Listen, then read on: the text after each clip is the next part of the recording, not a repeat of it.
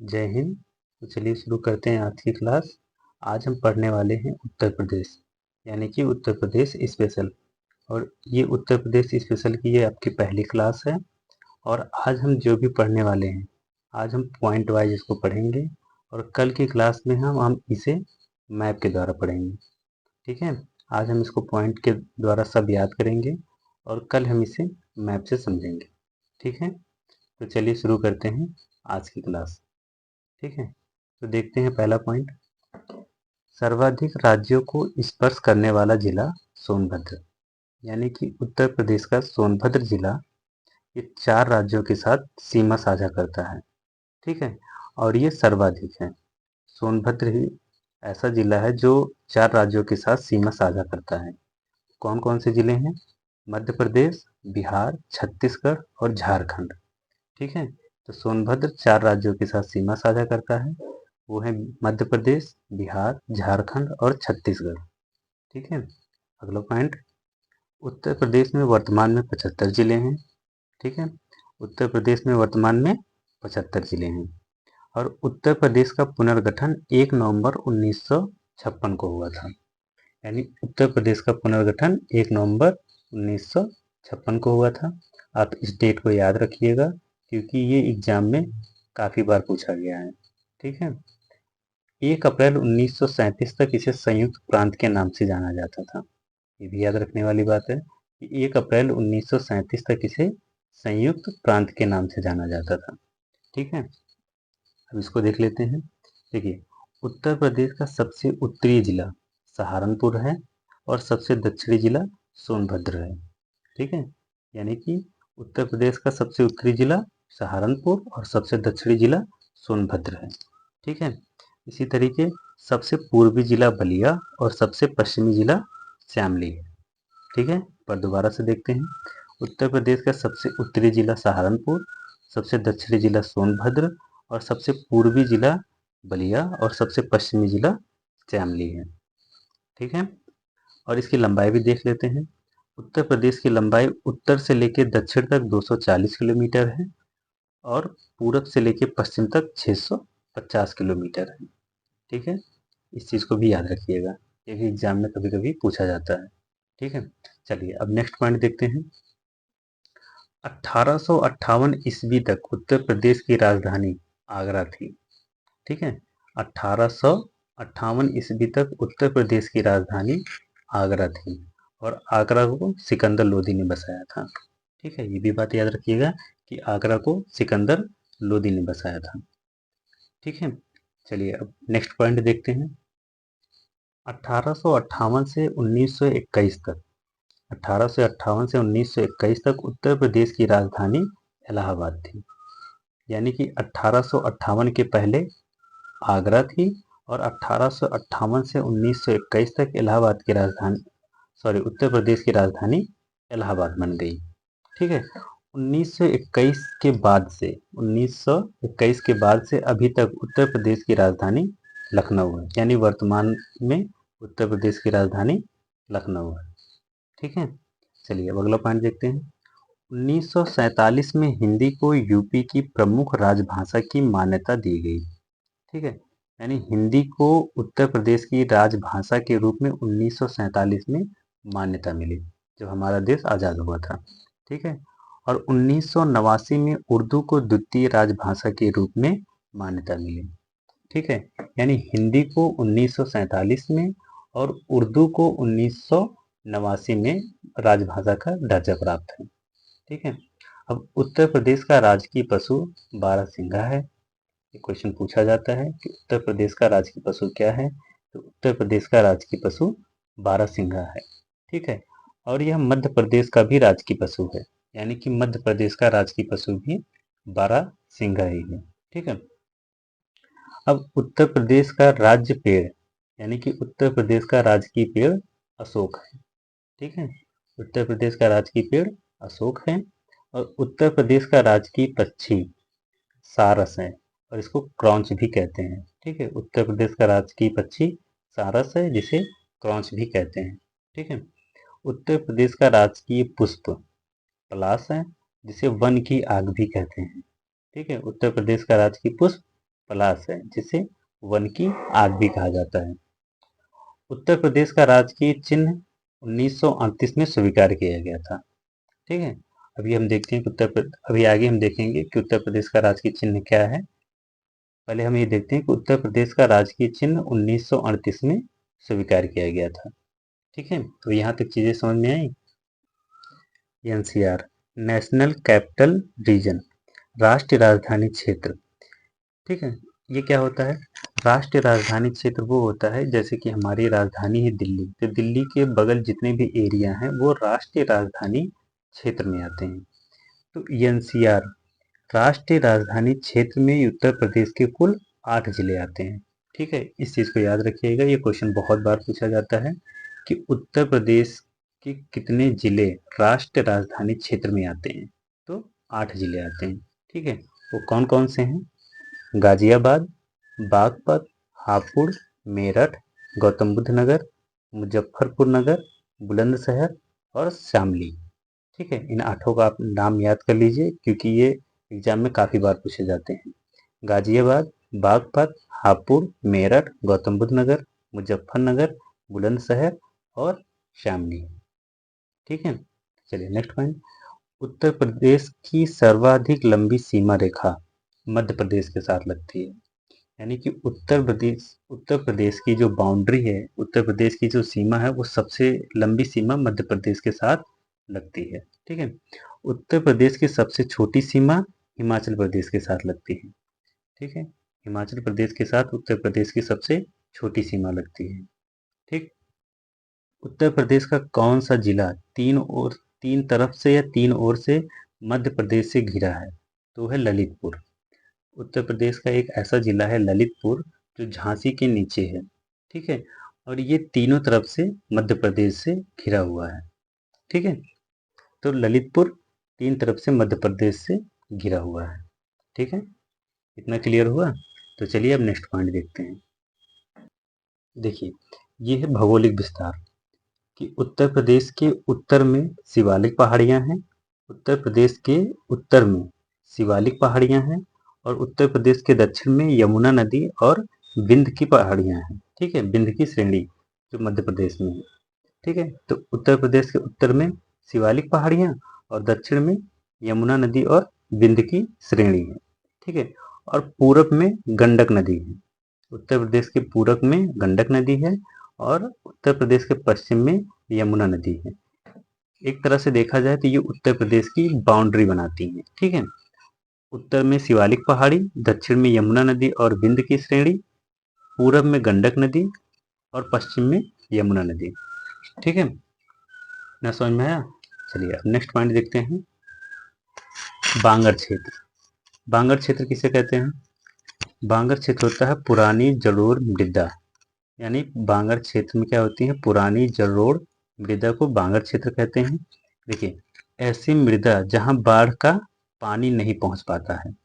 मान लीजिए कोई एक नदी है, जैसे मान लीजिए यहाँ पे एक नदी जा रही है, ये एक नदी है। ठीक है, मान लीजिए एक नदी है और नदी के बगल में जितने भी एरिया हैं, जैसे ये नदी के बगल की एरिया, ये सारे क्या है?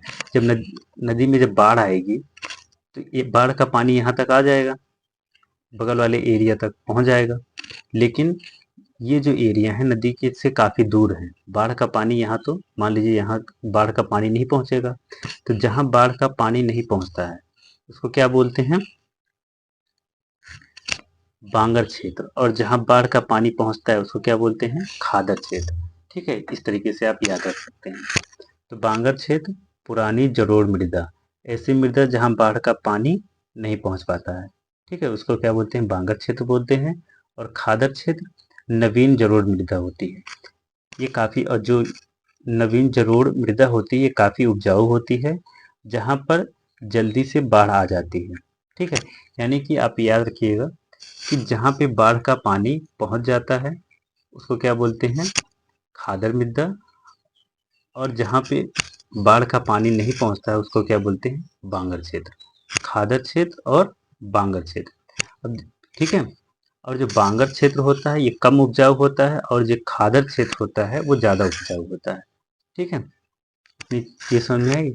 और एक होता है तराई क्षेत्र, ठीक है। तराई क्षेत्र को क्या बोलते हैं? दलदली क्षेत्र। जो दलदली क्षेत्र होता है उसको हम क्या बोलते हैं? तराई क्षेत्र बोलते हैं, ठीक है। आप इन तीनों को अलग अलग याद रखिएगा। बांगर क्षेत्र, जहाँ पे बाढ़ का पानी नहीं पहुँचता है उसको बोलते हैं बांगर क्षेत्र। जैसे नदियों से बसे दूर इलाके या नदियों से काफी दूर जो जमीन होती है उसको क्या बोलते हैं? बांगर क्षेत्र। खादर क्षेत्र, जो नदियों के बगल के इलाके होते हैं उसको बोलते हैं खादर क्षेत्र। एक हिसाब से समझिए। तराई क्षेत्र वो होते हैं जो दलदली एरिया होते हैं, दलदली एरिया को तराई क्षेत्र बोलते हैं, ठीक है। अब देखते हैं अगला पॉइंट। मैदानी क्षेत्र में सर्वाधिक वर्षा गोरखपुर में, यानी कि जो मैदानी क्षेत्र है उसमें सर्वाधिक वर्षा गोरखपुर में होती है, ठीक है। मैदानी क्षेत्र में सर्वाधिक वर्षा गोरखपुर में होती है और मैदानी क्षेत्र में सबसे कम वर्षा मथुरा में होती है, ठीक है। मैदानी क्षेत्र में सर्वाधिक वर्षा गोरखपुर में होती है और मैदानी क्षेत्र में सर्वाधिक से सबसे कम वर्षा मथुरा में होती है, ठीक है। अगला पॉइंट, पूर्वा क्या होता है? पूर्वा क्या होती है? बंगाल की खाड़ी से आने वाले मानसून को पूर्वा कहा जाता है, ठीक है। जो बंगाल की खाड़ी की तरफ से मानसून आता है उसको हम क्या बोलते हैं? पूर्वा कहते हैं, ठीक है। उत्तर प्रदेश का सबसे कम वर्षा उत्तर प्रदेश में सबसे कम वर्षा कहाँ होती है? पश्चिमी गंगा मैदान, यानी कि पश्चिमी जो गंगा मैदान है यहाँ पे सबसे कम वर्षा होती है। और उत्तर प्रदेश में सर्वाधिक वर्षा तराई क्षेत्र में होती है, ठीक है। तो उत्तर प्रदेश में सर्वाधिक वर्षा तराई क्षेत्र में होती है अगर क्षेत्र की बात करें तो। और अगर हम जिला पूछें तो किस जिले में होती है, तो सर्वाधिक वर्षा गोरखपुर में, सबसे कम वर्षा मथुरा में होती है। और सबसे कम वर्षा क्षेत्र में पूछे तो पश्चिमी गंगा क्षेत्र, और सबसे ज्यादा वर्षा तराई क्षेत्र में होती है, ठीक है। ठीक है, तो अगला पॉइंट देखते हैं। सहारनपुर की सीमा उत्तराखंड, हरियाणा और हिमाचल प्रदेश के साथ लगती है, यानी कि सहारनपुर 3 राज्यों के साथ सीमा साझा करता है, उत्तराखंड, हरियाणा और हिमाचल प्रदेश। ऐसे सोनभद्र था, वो 4 राज्यों के साथ सीमा साझा कर रहा था, ठीक है। चलिए, तो अगला पॉइंट देखते हैं। क्षेत्रफल की दृष्टि से उत्तर प्रदेश का भारत में चौथा स्थान है, ठीक है। क्षेत्रफल की दृष्टि से उत्तर प्रदेश का भारत में चौथा स्थान है, यानी कि भारत में 3 राज्य ऐसे भी हैं जो उत्तर प्रदेश से बड़े हैं क्षेत्रफल में।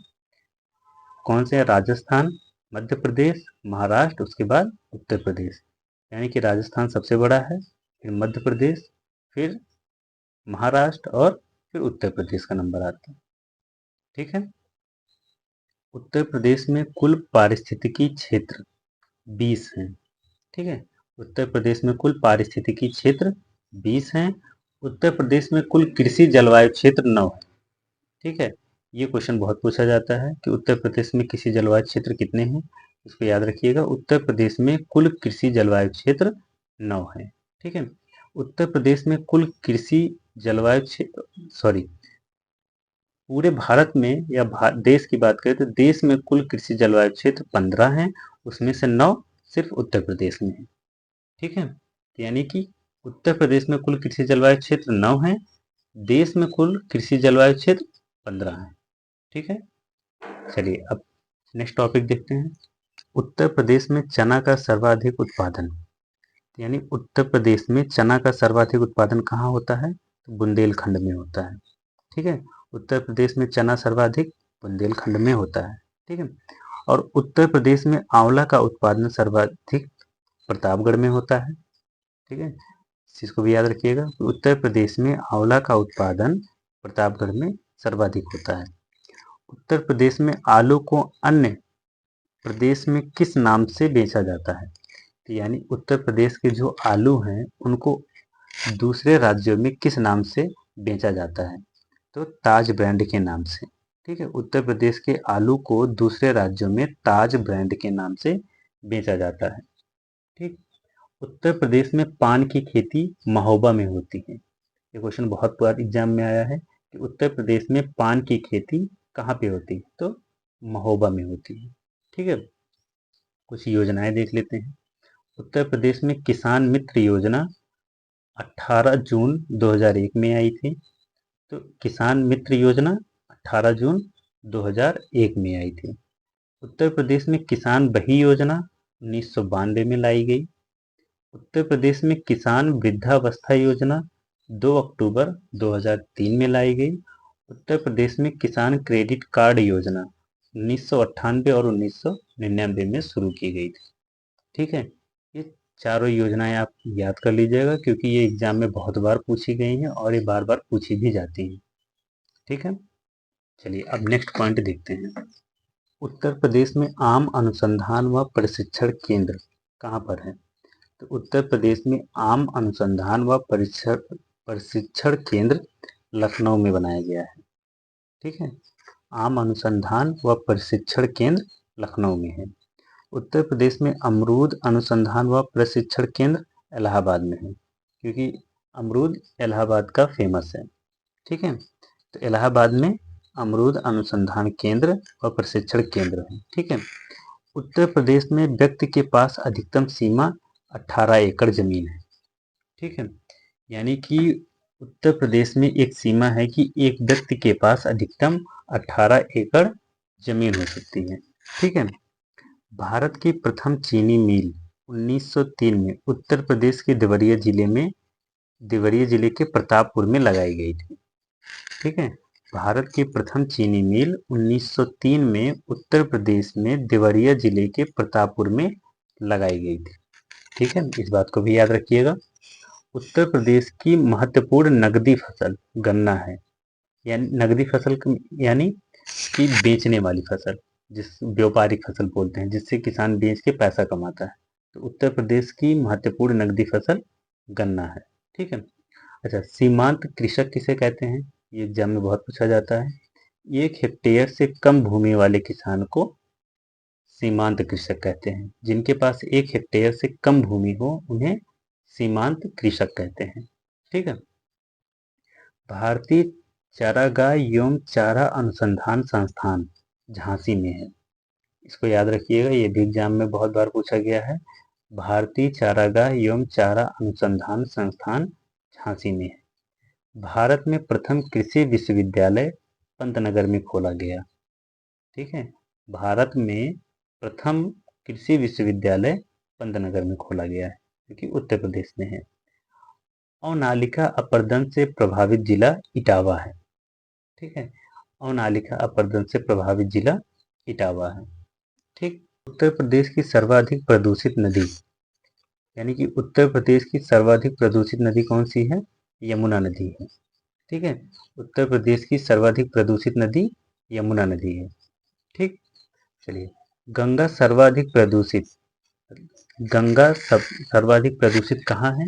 कन्नौज से लेके वाराणसी के बीच में, यानी उत्तर प्रदेश के कन्नौज से लेके वाराणसी तक गंगा नदी सर्वाधिक प्रदूषित मानी जाती है। ठीक है, और उत्तर प्रदेश की सर्वाधिक प्रदूषित नदी यमुना है। ठीक है, गंगा उत्तर प्रदेश के 28 जिलों से होकर बहती है। ठीक है, गंगा नदी उत्तर प्रदेश में 28 जिलों से होकर बहती है। उत्तर प्रदेश में माता टीला बांध बेतवा नदी पर है। उत्तर प्रदेश में राजघाट बांध, ये भी बेतवा नदी पे है। परीक्षा बांध, ये भी बेतवा नदी पे है। तो उत्तर प्रदेश में मैक्सिमम से मैक्सिमम जो बांध बनाए गए हैं वो बेतवा नदी पर बनाए गए हैं।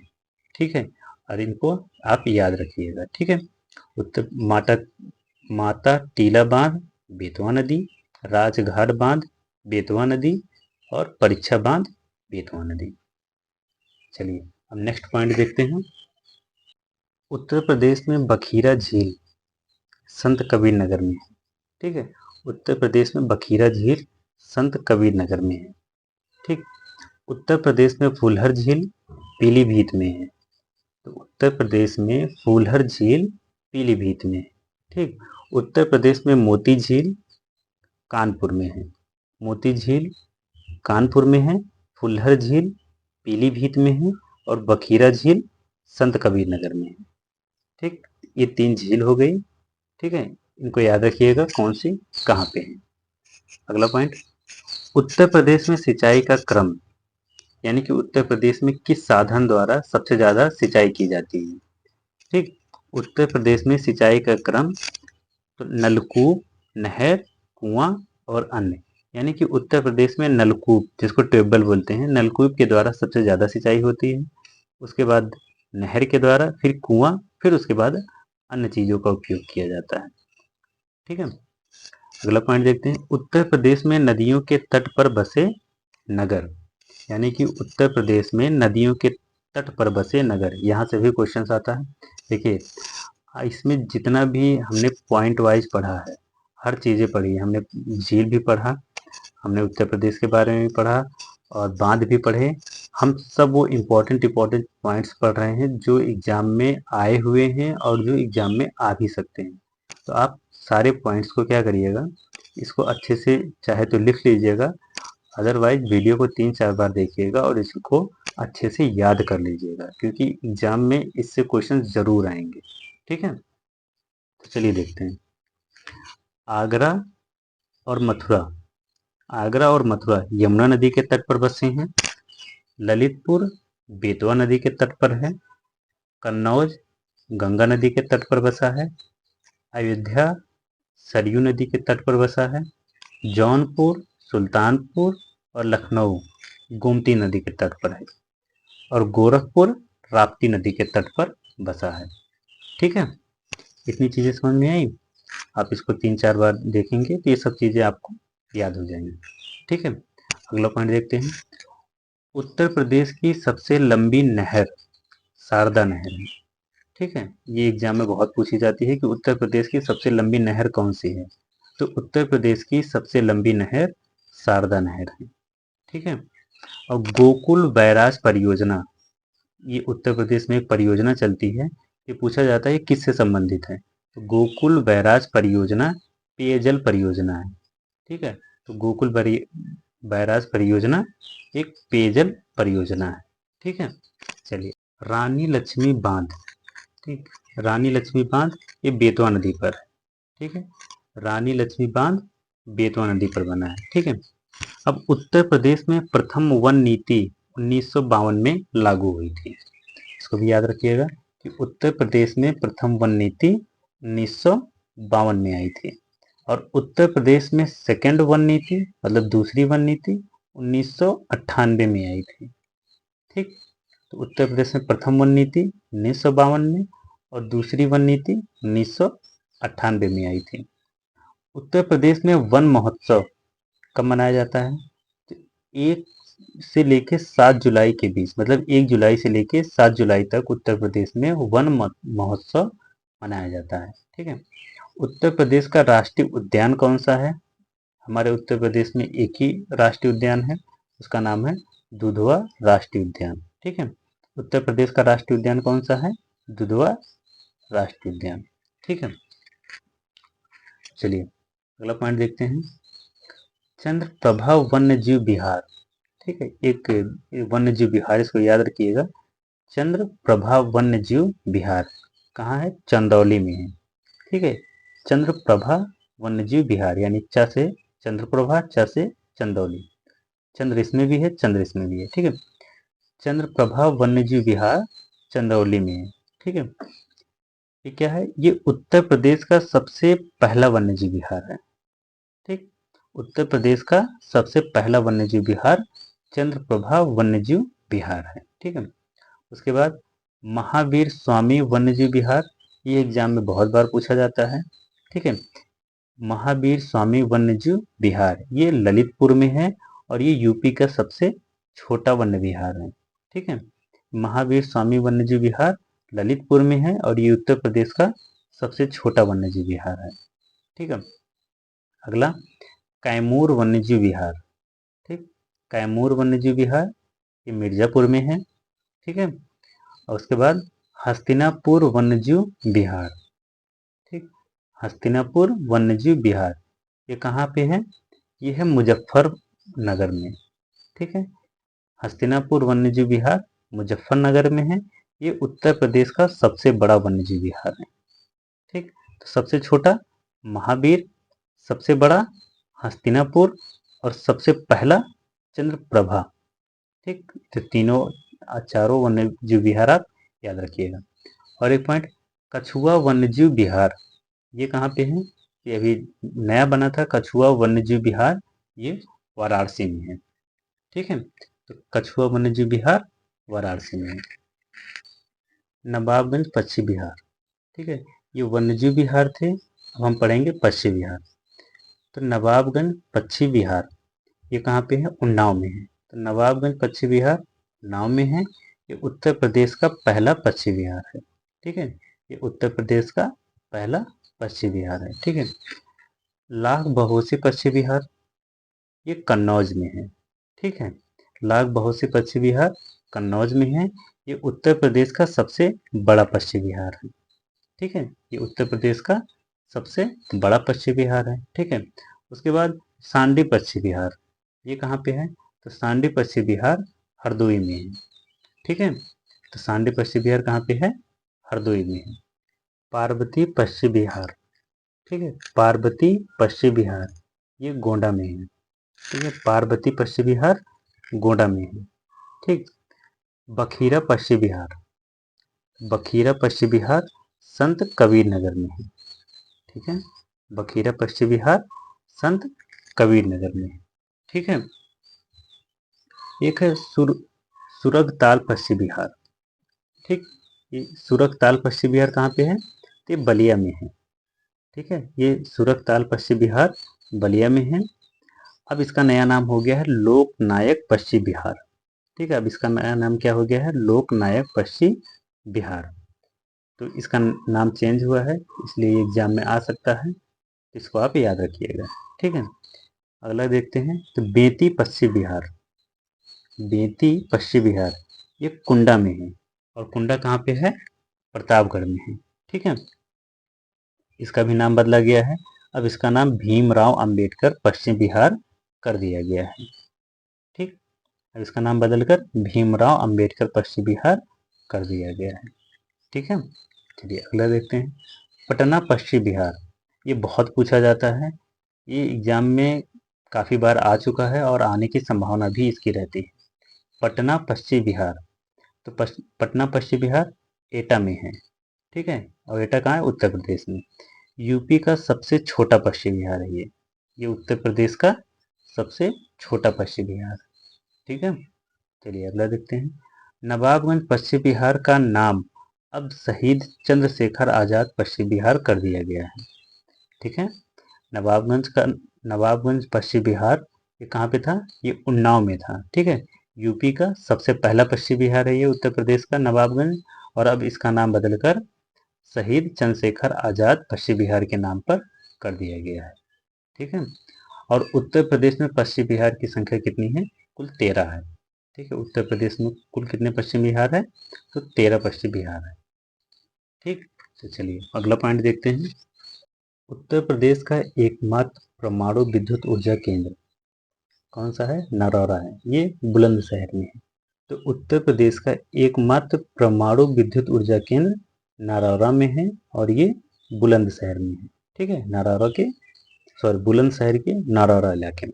ठीक, उत्तर प्रदेश में 2 रेल जोन मुख्यालय हैं। ठीक है, उत्तर प्रदेश में रेलवे के 2 जोनल मुख्यालय हैं। ठीक है, एक इलाहाबाद में है और एक गोरखपुर में है। जो इलाहाबाद में है वो उत्तर मध्य रेलवे है, और गोरखपुर वाला पूर्वोत्तर रेलवे है। ठीक है, तो गोरखपुर वाला क्या है? पूर्वोत्तर रेलवे है, और इलाहाबाद वाला उत्तर मध्य रेलवे है।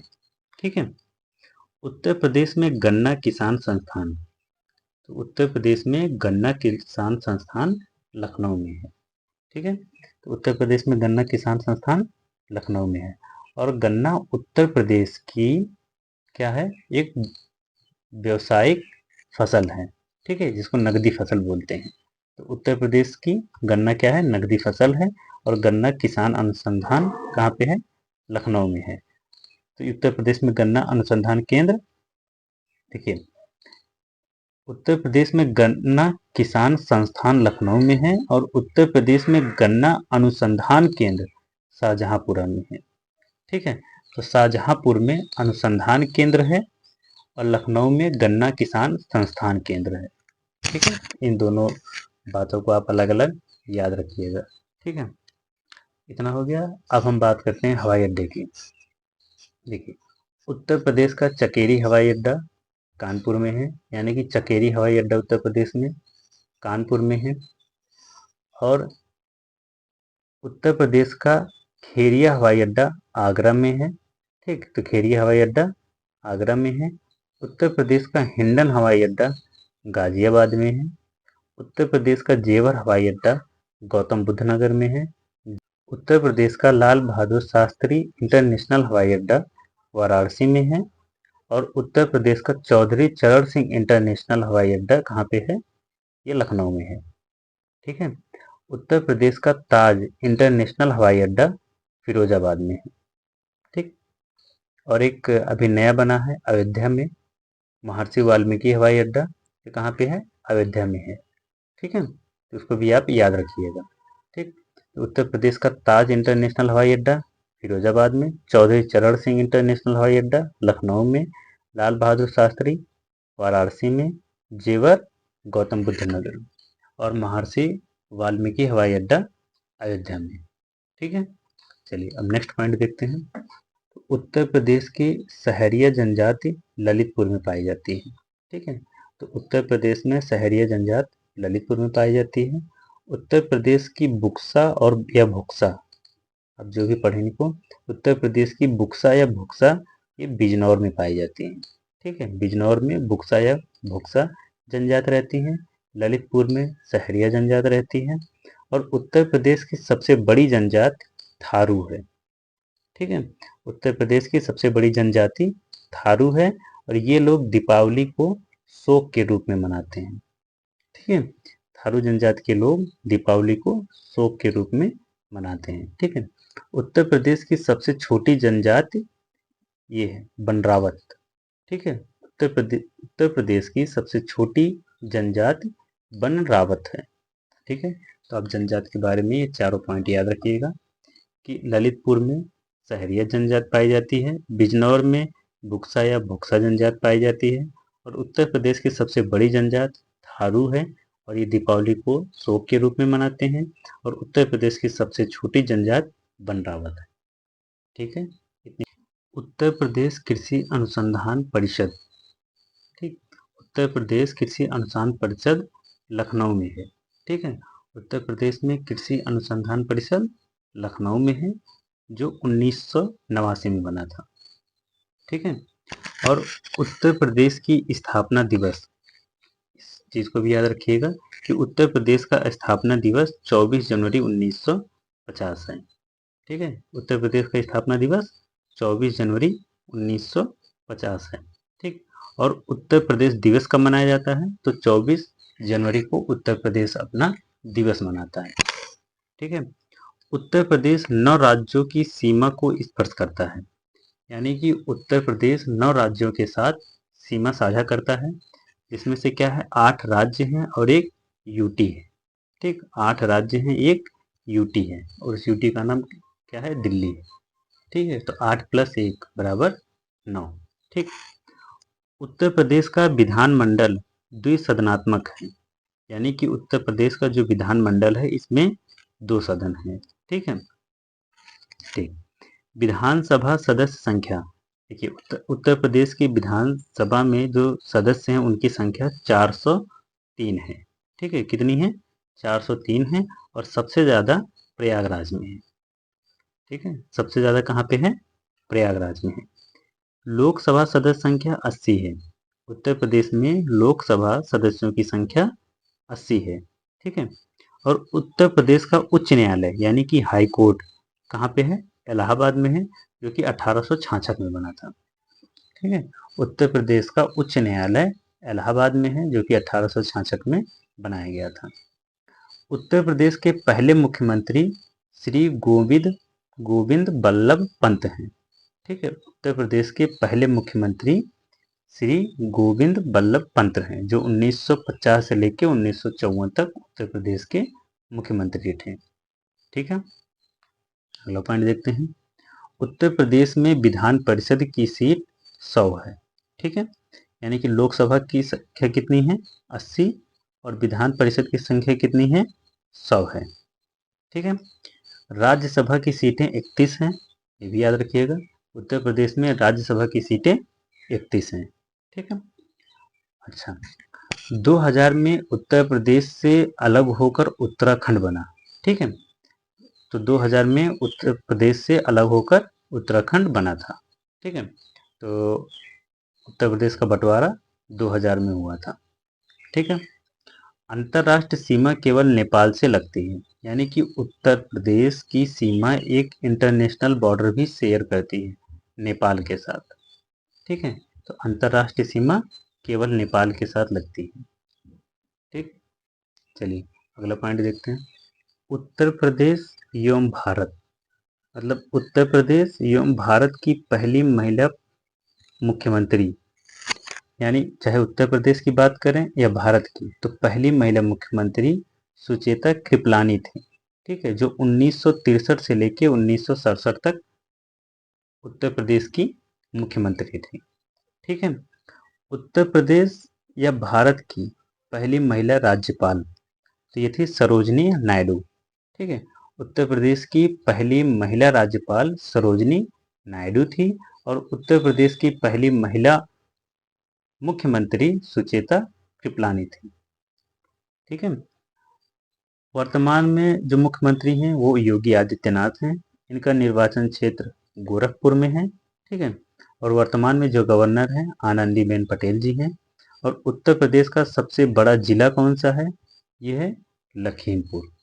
ठीक है, उत्तर प्रदेश का सबसे बड़ा जिला लखीमपुर और सबसे छोटा महोबा है। अगर कारागारों की संख्या की बात करें तो कारागार यानी कि जेल, तो कारागारों की संख्या उत्तर प्रदेश में 62 है। ठीक है, इतनी बात समझ में आई। चलिए अब नेक्स्ट पॉइंट देखते हैं। बात करते हैं ताजमहल की। ताजमहल, इसका निर्माण शाहजहां द्वारा कराया गया था। ठीक है, तो ताजमहल का निर्माण शाहजहां द्वारा कराया गया था और आगरा में यमुना नदी के किनारे पर है। तो ताजमहल कहाँ है? आगरा में यमुना नदी के किनारे पर स्थित है और निर्माण शाहजहां के द्वारा कराया गया था। 1983 में यूनेस्को विश्व धरोहर में शामिल किया गया, यानी ताजमहल को 1983 में यूनेस्को विश्व धरोहर में शामिल किया गया था। ठीक, अच्छा अगला देखते हैं। आगरा का लाल किला। ठीक है, क्या है? आगरा का लाल किला अकबर ने 1565 में बनवाया। ठीक, तो आगरा के लाल किला को किसने बनवाया? अकबर ने बनवाया था 1565 में और 1983 में यूनेस्को विश्व धरोहर में शामिल किया गया। यानी कि जब ताजमहल को विश्व धरोहर में शामिल किया गया उसी समय आगरा के लाल किला को भी 1983 में यूनेस्को विश्व धरोहर में शामिल किया गया था। ठीक है। अच्छा, इसमें 3 दरवाजे हैं। इसमें 3 दरवाजे हैं। एक दिल्ली की तरफ जाने वाला गेट दिल्ली गेट और लाहौर की तरफ जाने वाला गेट लाहौर गेट है और एक इसका मेन गेट है। ठीक है, लाल बलुआ पत्थर से बना है। इसका निर्माण किससे किया गया है? लाल बलुआ पत्थर से। और ताजमहल का निर्माण संगमरमर पत्थर से किया गया है। ठीक है, ताजमहल का निर्माण संगमरमर पत्थर से और लाल किले का निर्माण लाल बलुआ पत्थर से। ठीक है, अब अगला देखते हैं बुलंद दरवाजा। बुलंद दरवाजा कहाँ पे है? फतेहपुर सीकरी में है। इसका निर्माण भी अकबर ने ही कराया था। ठीक है, पंचमहल ये भी फतेहपुर सीकरी में है। इसका भी निर्माण अकबर ने कराया था। ठीक है, और जामा मस्जिद ये भी फतेहपुर सीकरी में भी है। ठीक है, जामा मस्जिद कहाँ पे है? ये भी फतेहपुर सीकरी में ही है। ठीक है, सलीम चिश्ती दरगाह। सलीम चिश्ती दरगाह फतेहपुर सीकरी में है। ठीक है, तो सलीम चिश्ती दरगाह ये कहाँ पे है? ये भी फतेहपुर सीकरी में भी है। प्रेम मंदिर ये कहाँ पे है? प्रेम मंदिर वृंदावन यानी मथुरा में है। ठीक है, प्रेम मंदिर कहाँ पे है? वृंदावन में यानी कि मथुरा में है। श्री गिरिराज जी का मंदिर कहाँ पे है? श्री गिरिराज जी का मंदिर ये भी मथुरा में है। ठीक है, गिरिराज जी का मंदिर कहाँ पे है? ये भी मथुरा में है। कुसुम सरोवर ये बहुत पूछा जाता है, तो कुसुम सरोवर कहाँ पे है? मथुरा में है। और मथुरा में ही मथुरा के बरसाने में ही लठमार होली बहुत फेमस है। एग्जाम में बहुत पूछा जाता है कि लठमार होली कहाँ पे खेली जाती है? तो मथुरा के वृंदावन में। ठीक है, अच्छा सुहाग नगरी ये किसको कहते हैं? तो सुहाग नगरी कहते हैं फिरोजाबाद को। क्यों कहते हैं? क्योंकि यहाँ पे कांच का सामान बनता है और यहाँ पे चूड़ियाँ बहुत बिकती हैं, इसलिए इसको क्या कहते हैं? सुहाग नगरी। ठीक है, तो सुहाग नगरी फिरोजाबाद को कहते हैं। अच्छा, जैन मंदिर ये कहाँ पे है? ये भी फिरोजाबाद में है। ठीक है, जैन मंदिर कहाँ पे है? फिरोजाबाद में है। बाहुबली मंदिर ये भी फिरोजाबाद में है। ठीक, तो फिरोजाबाद से रिलेटेड 3 चीजें हो गई। फिरोजाबाद को सुहाग नगरी कहते हैं, जैन मंदिर फिरोजाबाद में है, बाहुबली मंदिर ये भी फिरोजाबाद में है। ठीक है, भारत का सबसे बड़ा एयरपोर्ट कौन सा है? भारत का सबसे बड़ा एयरपोर्ट कौन सा है? तो भारत का सबसे बड़ा एयरपोर्ट जेवर एयरपोर्ट है। चाहे भारत की बात करें या उत्तर प्रदेश की बात करें, तो उत्तर प्रदेश या भारत का सबसे बड़ा एयरपोर्ट जेवर एयरपोर्ट कहाँ पे है? नोएडा में है। ठीक है, अच्छा, बुद्ध इंटरनेशनल सर्किट ये कहाँ पे है? बुद्ध इंटरनेशनल सर्किट कहाँ पे है? ग्रेटर नोएडा में। कहाँ पे? जेवर एयरपोर्ट के पास में। ठीक है, उसके बाद अष्टपाद तीर्थ ये कहाँ पे है? अष्टपाद तीर्थ ये हस्तिनापुर में है। ठीक, हस्तिनापुर में कहाँ पे? मेरठ में। ठीक, और उसके बाद बेहलना जैन मंदिर कहाँ पे है? ये बेहलना जैन मंदिर मुजफ्फरनगर में है। ठीक है, बेहलना जैन मंदिर मुजफ्फरनगर में है। पीतल नगरी, पीतल नगरी के नाम से किसे जाना जाता है? मुरादाबाद को। और सुहाग नगरी के नाम से फिरोजाबाद को। ठीक है, तो पीतल नगरी के नाम से मुरादाबाद को। देखते हैं बरेली। बरेली रामगंगा नदी के किनारे पर है। तो बरेली कहाँ बसा है?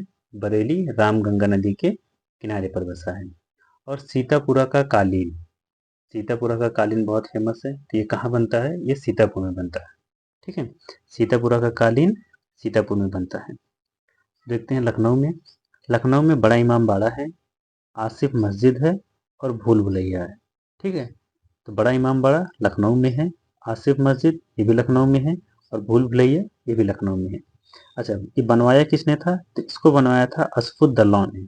ठीक है, अशफुद अशफुद उद्दौला ने बनवाया था।